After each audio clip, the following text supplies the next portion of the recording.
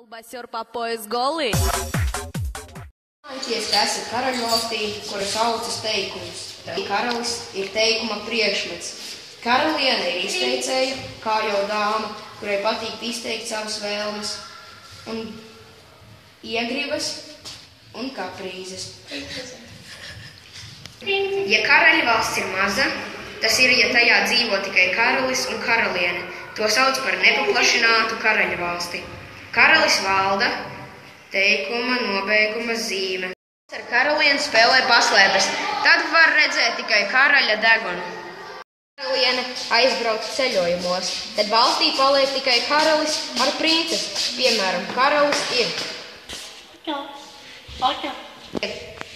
Ja valstī ierodas papildspēki, palīglocekļi.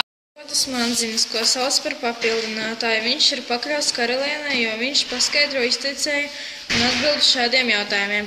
Ko ar ko, kam par ko, pie kā ko darīt. Piemēram, karalis domā par valsts paplašināšanu.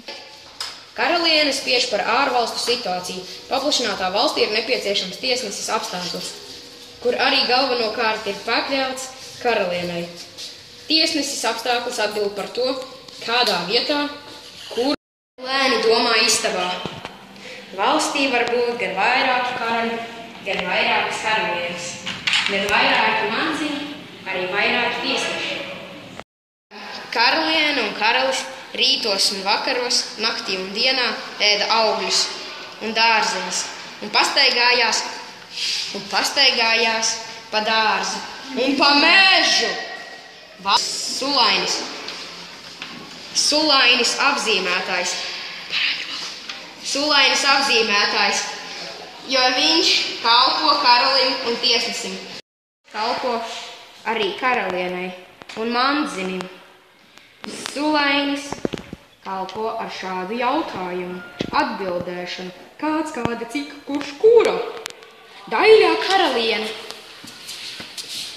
un dišciltīgo karali pastaigājas pa plašajiem gaiteņiem. Daudzi palīglocekļi atgādina galmu. Valstī ir daudz ļaužu, un tos var pazīt pēc jautājumiem, ko tie parasti uzdod. Lai varētu atpazīt galma jaudis un karaļa pāri, ir rūpīgi jāiegomē katram raksturīgais jautājums.